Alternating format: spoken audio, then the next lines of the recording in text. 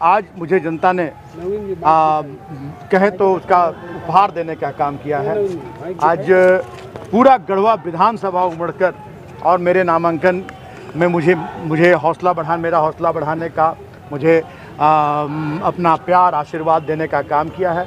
मैं गढ़वा की जनता का बहुत बहुत आभार व्यक्त करता हूं। और ये लोकतंत्र जो हमारा भारतवर्ष का सबसे मजबूत लोकतंत्र है, और ये गढ़वा की जनता ने बता दिया कि चाहे कितनी भी कोशिश कर ले लोकतंत्र को कोई कमज़ोर करने की, संविधान को बदलने की, जनता अब बहुत जागरूक हो चुकी है। और जनता को अब हक अधिकार चाहिए।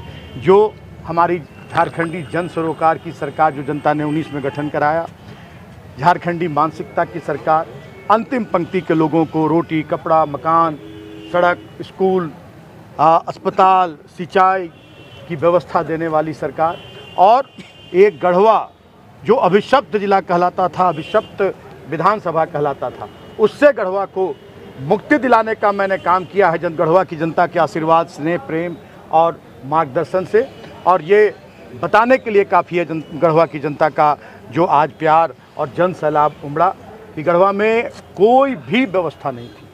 2-4 घंटे भी बिजली गढ़वा शहर में नहीं मिलती थी, सड़कें जर्जर थी, पानी की व्यवस्था नहीं थी, अस्पताल की स्थिति अत्यंत ही दयनीय थी।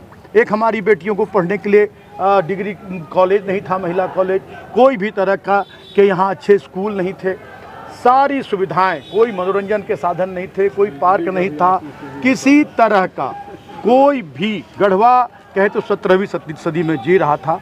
और हम लोगों को 2-2.5 साल ही काम करने का मौका मिला और हम लोगों ने गढ़वा की तस्वीर बदल कर रख दी है। तो ये गढ़वा की जनता बता रही है कि अब जनता ठगी जाने वाली नहीं है जात पात में, हिंदू मुस्लिम में। अब जनता को हक चाहिए, विकास चाहिए, और जनता इसका सर्टिफिकेट दे रही है। मिथिलेश जी, फहरिस्त बड़ी लंबी है काम की, लेकिन जो काम रह गए और अगर फिर दोबारा मौका मिलता है, गढ़वा की जनता अगर आपको मौका देती है इस बार, तो प्राथमिकताएं क्या होंगी फिर? देखिए, गढ़वा की जनता का आशीर्वाद अगर मुझे मिलता है और फिर अगले 5 साल की जिम्मेदारी गढ़वा की जनता देती है, तो अभी बहुत सारे ऐसे अधूरे कार्य हैं जो यहाँ करने हैं। बहुत बड़ी विकराल समस्या गढ़वा की है पलायन की। यहाँ लोग अपनी रोजी रोजगार के लिए, अपना पेट भरने के लिए दूसरे राज्यों पर निर्भर रहते हैं। यहाँ किसी भी तरह के कोई उद्योग धंधे नहीं हैं, किसी तरह का कोई भी यहाँ लोगों को अपनी आजीविका का बहुत निरंतर साधन मिले। खेती पर लोग निर्भर है, खेती भी अगर अब बारिश नहीं हुई तो वो भी नहीं होती है। तो मेरा पहला अब हमने यहाँ आधारभूत सुविधा उपलब्ध करा दी है, सड़क, बिजली, पानी। अब तेज़ी से उद्योगपति से लेकर व्यवसायी तक यहाँ आकर्षित हो रहे हैं। अब गढ़वा काफ़ी बदल चुका है। आने वाले दिनों में मेरा ये लक्ष्य होगा कि मैं गढ़वा को जो पलायन यहाँ की बड़ी समस्या उससे मुक्त कर सकूँ, और गढ़वा में स्वास्थ्य सुविधाएं जो यहाँ अभी भी पूरी तरह से नहीं है, एक multi speciality hospital, engineering college, medical college मैं यहाँ दे सकूँ। बहुत सारे प्राइवेट जो हमारे राजनेता रहे हैं, मंत्रीगण रहे हैं, उनके प्राइवेट स्कूल कॉलेजेस तो हैं, लेकिन सरकारी कुछ भी नहीं है यहाँ। मैं सारी सरकारी व्यवस्था जो आम जनता को सुलभ हो वो दिलाने का काम करूँगा। और गढ़वा को मैं झारखंड नहीं, पूरे देश में उत्कृष्ट विधानसभा और सबसे विकसित विधानसभा बनाने का मेरा जो संकल्प है वो संकल्प मैं पूरा करूँगा। ये हमारा भारत का लोकतंत्र है, और लोकतंत्र को कोई कितना भी कमज़ोर करना चाहे, संविधान को बदलने की कोशिश करे, जनता उसका मुंह तोड़ जवाब देती है। और जनता को अब जात पात नहीं चाहिए, जनता को अब हिंदू मुस्लिम में नहीं बांट सकते हैं, और जनता को मंदिर मस्जिद में बांटकर अपनी राजनीति रोटी कोई नहीं सेक सकते हैं। जनता को हक चाहिए, अधिकार चाहिए, विकास चाहिए, पानी, बिजली, सड़क, शिक्षा, स्वास्थ्य, सिंचाई, और जनता को मकान चाहिए, जनता को सम्मान चाहिए।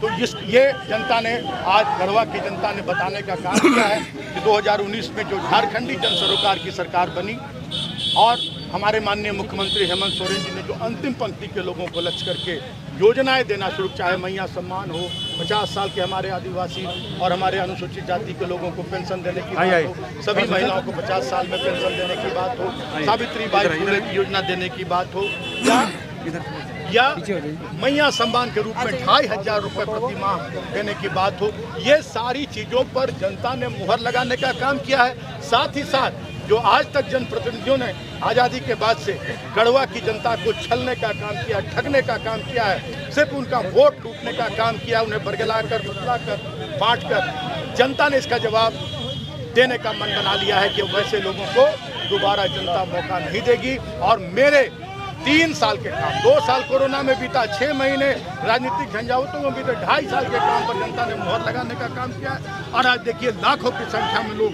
यहाँ स्वतः स्फूर्त यहाँ इकट्ठे हुए हैं, मुझे आशीर्वाद दे रहे हैं। मैं गढ़वा की जनता को बहुत बहुत बधाई देना चाहूँगा, बहुत बहुत आभार। बाइक से आना पड़ा, देखे कि मैं निकलते निकलते दौड़ते दौड़ते लोग दौड़ रहे थे सड़कों पर, और मुझे बाइक से आकर नामांकन करना पड़ा, क्योंकि हम शुभ मुहूर्त देखकर नामांकन करते हैं। तो 14-15 में हमें नामांकन, 14-15 के बीच में मुझे नामांकन करना था।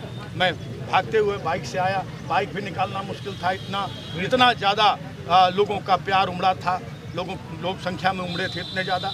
तो ये अब जनता अब चाहती है अपना हक अधिकार, विकास। गढ़वा में न पानी था, न बिजली थी।